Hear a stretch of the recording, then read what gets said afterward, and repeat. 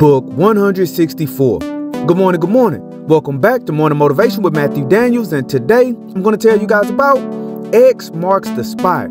That's right, X marks the spot. But what is Matthew Daniels talking about? A long time ago, in a faraway land known as Veluxum, a man was going through the possessions of his father, who had recently gone to the realm of the ancestors. This man, who was one of my ancestors no less, came across a letter his father had written, which was tied to a rolled-up scroll. The letter read, "This scroll contains a map. This map is directions to the most valuable treasure ever known to man.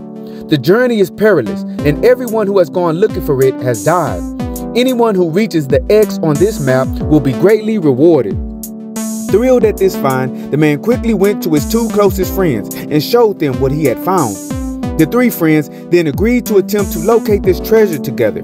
They also agreed to split the treasure 3 equal ways, whatever the treasure turned out to be.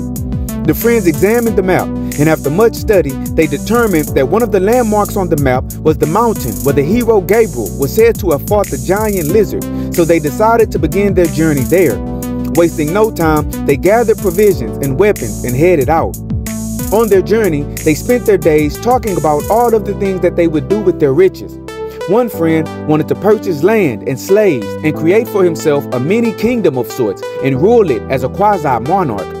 Another friend wanted to purchase land and slaves and create a personal harem of 1,000 women. The other friend, my ancestor, wanted to purchase an army and go out to find glory like the great war generals of the past. All of the men knew that they would probably never do the things that they spoke about, but it was still fun to imagine the lives that they could live. Following the map, the men reached Gabriel's mountain, and from there, they traveled to Jade's valley. After descending into the valley, they entered Kathleen's cave and went deep within the earth. Once inside the earth, they came upon a great sea.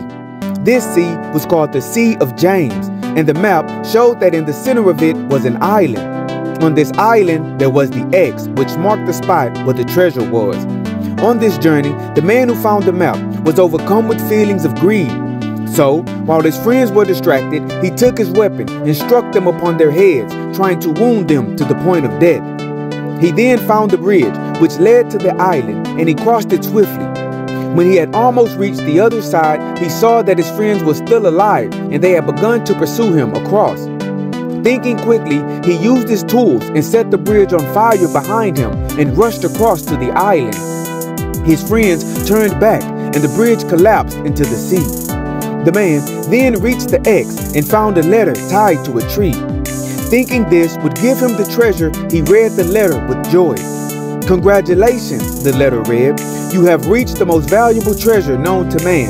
The bridge which you have just crossed is made of the purest silk in the whole world. If you would only take a few strands of the bridge, you will easily become the richest person alive." The man looked at the silk bridge as it burned up and sank beneath the sea, and he realized his greed had cost him his treasure.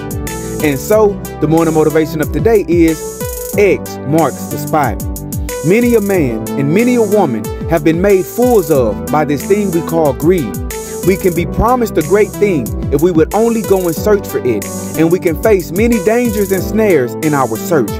We can even come into contact with our blessing without even realizing that we have achieved it. But if we are overcome by greed while we attempt to fulfill our purpose, we will be blinded and distracted, and we will never reach what is rightfully ours. We will hurt those closest to us, and we will even hurt ourselves. And we can do things that we might never be able to come back from. So today, no matter how good the outcome of evil might seem, the outcome of evil will always be destruction. So instead of succumbing to our negative thoughts, we should always strive to do that which is good. And remember, you are awesome, you are amazing, you are wonderful, and you are great. And you are going to change the world. I just hope I'm still alive to see it, family. I'm out. Good morning.